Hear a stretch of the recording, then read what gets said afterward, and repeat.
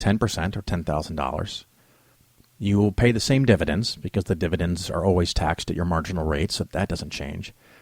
But the turnover for this mutual fund is 100%, not 20% like we had in the previous situation. So we will tax at capital gains rates 100% of that money. Now, this is also not quite realistic because a lot of those trades will be in the short term. So what we have to do is apply the marginal rate to that. So not only do you pay tax on a larger dollar amount, the full $7,000, not just 1/5 of it, but virtually all the tax will be at 28%, not 15%. So the end result is that you have $107,200. So you have a loss of $1,500 or an additional expense to you of 1.5% per year. So in one situation, your account grew from 100 to almost 109. In this case, it grew from 100 to 107.2 thousand. That is the effect of the taxes. And we're going to run that all the way out for 30 years. And the end result you get with the index funds, because of the lower tax rates, assuming that you're paying the tax rates out of all of this, is $1.3 million. In the account that has funds that do a lot of turnover, where you pay more and more tax every year, your tax consequences are going to be $805,000. So you will have $500,000. I'm sorry, $500,000 less after the 30 years.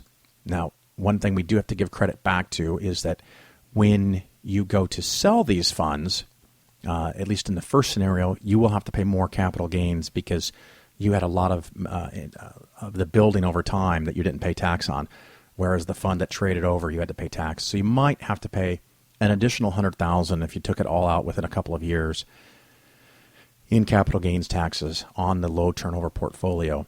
So with that into account, your improved performance is only about $400,000. Now, if you donate that money or give that money to your descendants, whether you're alive or dead, they get the step-up basis and they won't have to pay that capital gains tax. So we could look at it either way, but with a low turnover index fund, you are going to make $400,000 to $500,000 more, depending on your end taxes, by not paying taxes year after year after year, and you're paying taxes at a lower rate. So that is the effect of low turnover on a taxable portfolio. In a IRA or Roth IRA, 401k, 403b, any tax privileged account, this does not apply. It doesn't matter.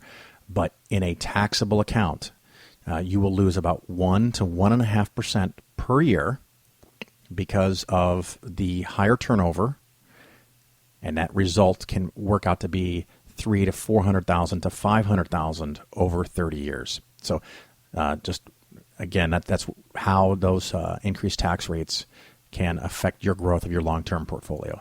So we're going to take a little break, and then we're going to get into our interview about Secular Coalition for America.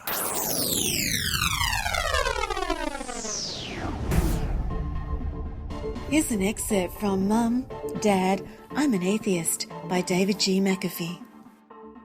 It is the same highly regarded concept of an afterlife that allows misguided religious people to justify the mistreatment of those who disagree with their religious ideologies.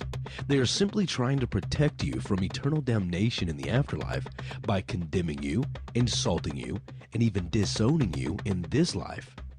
It is not to say that becoming open about your disbelief is always going to be met with these negative reactions, and, in fact, that is precisely what this work is hoping to prevent. But it is important to understand that if you experience negative reactions from religious kin, it is probably a result from the religion's teachings, and likely not from any personal vendetta or hatred. Mom, Dad, I'm an Atheist by David G. McAfee is now available at atheistaudiobooks.com. This is Phil Ferguson with Polaris Financial Planning, the home of science-based investing. I see people owning really bad investments all of the time. Many advisors are paid a commission by a big company to sell you something you may not need. It's kind of like church. They create fear, Then they tell you what you want to hear, and then they take your money. What you want is an advisor that is paid only by you. That is a fee-only fiduciary advisor. Remember, people work for who they are paid by. You can contact me, Phil, at PolarisFinancialPlanning.com, or listen to the cleverly titled The Phil Ferguson Show. Each show, we have an interesting investing skeptically topic and an interview with someone fighting to end religion. Polaris also gives 10% of gross revenue to support the growing secular movement. You're not just getting better investments, you're helping to change the world. All right, everybody, welcome back. This is Phil Ferguson, and you are listening to The Phil Ferguson Show. With me today is Larry Decker. How are you, Larry? I'm doing great, Phil. Thanks so much for having me today. Oh, it is my pleasure. Now, if I have this correct, are you the executive director of the Secular Coalition for America? That is correct. For the last 5.5 months, I've been with the Secular Coalition for America. And it's a wonderful place to be. Yeah, real brief, tell me, what does that mean? What is the Secular Coalition of America? Well, we have, our mission is to increase the visibility and respectability of non-theistic people across the country, as well as to be your lobbyist and your listeners' lobbyist in Washington, D.C., to continue to provide for the separation of church and state. Can you give me a tangible example of what that actually means in English? Yeah, absolutely. So we're out in communities across the country. We have, I think, 32 or 33 state chapters currently. But here in Washington, we also have a team of lobbyists who are on Capitol Hill on a daily basis, advocating for sound public policy that is created out of reason and knowledge, and not based on religious rhetoric that we often hear. We just concluded our annual advocacy days here in Washington, D.C., where we focused heavily on science-based sex ed and eliminating federal dollars going towards abstinence-only programs. And so that was part of the Reason Rally, right? It was, yes, this year. And what did you get, 10, 15, 20 people showing up for that thing? Oh, no, we had over 300 people show up. And what did for our advocacy days. Yeah, and what did those 300 do?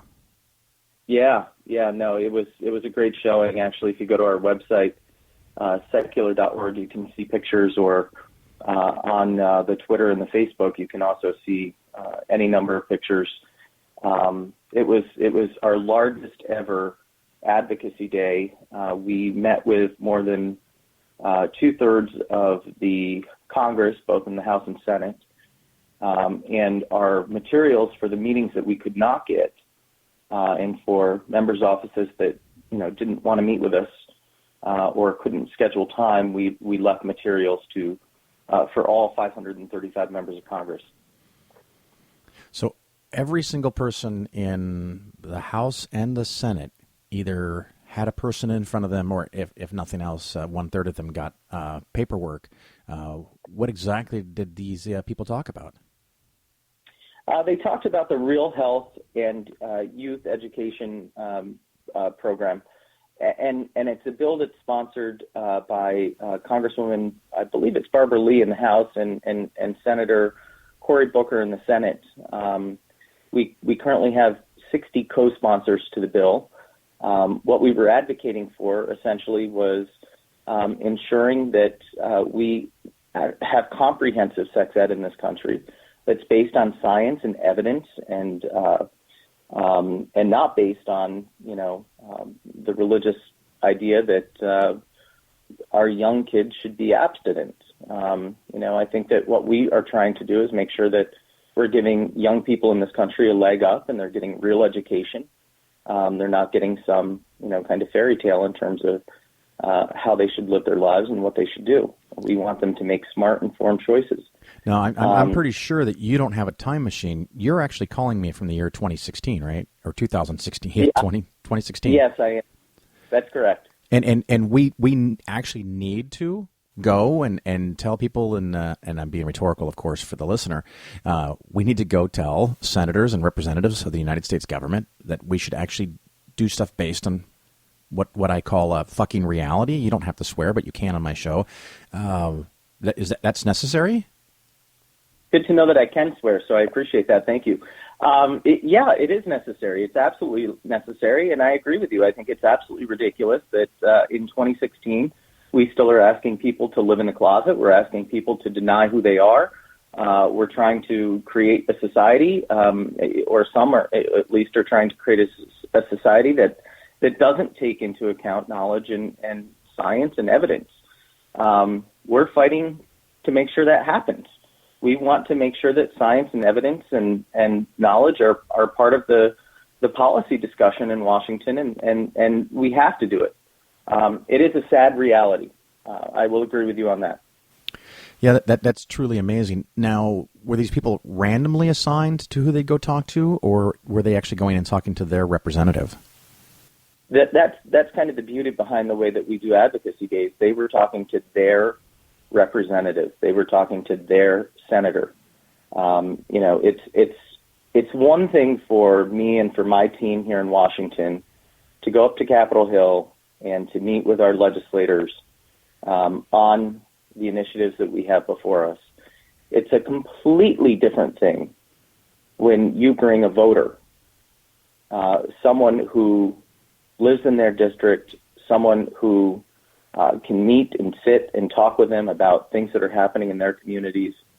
For members of Congress in particular, it's a wonderful thing for them to be able to see that non-theistic people, humanists, atheists, agnostics, however you define yourself, and defining yourself is an important thing to do, live in their districts, vote in their districts, are engaged in their communities, know what's going on in their communities. These are important things, and that's why Lobby Day is so important. And the best thing about this, Phil, is that they meet with them here in Washington, but then they go back home, and then when their member of Congress comes back to their district for a work period or for vacation or for, we call it congressional recess, then they can follow up and meet with their rep right in their own hometown. So it's a wonderful thing. That is amazing. Now, if someone didn't know about this or never heard about you before, how do they start to get involved? www.secular.org is a great way. They can follow us on social media. They can, and one of the things that we do, if they sign up at secular.org, is we send out action alerts. So when things are happening in your state, we've seen a lot of religious privilege laws pass over the last couple of years at the state level. We send out action alerts. We get you involved. We keep you involved. We let you know what's going on. And we give your listeners and our members an opportunity to be engaged. Well, that sounds fantastic. You said Facebook and Twitter. Is it the same thing, just secular.org, or? It's actually on Facebook and Twitter. It's spelled out secular.dot.org. Ah, very good. On Facebook, and again, I'm not good at the social media stuff. That's why we have young people who work for us who are really good at technology. But it's at the @secular .org, all spelled out. I try to be on Twitter as much as possible, but I have to admit, no. I'm not as good as Donald Trump at Twitter. That's probably a great compliment to yourself, then. Thank you. Yeah, hopefully you're not calling anyone Pocahontas on your tweets. No. Well, excellent. Especially a sitting United States Senator, I'll say that much. Yeah. What did you do before this job? What's that? What was your previous job before becoming this position with the Secular Coalition? Oh, yeah, absolutely. I've been in Washington now for this is my 20th year in Washington. And throughout the time I've worked, on Capitol Hill. I've worked in the Clinton administration as a political appointee. I've been a lobbyist in a private nonprofit, and sectors. I've kind of been around town for a while. Before this,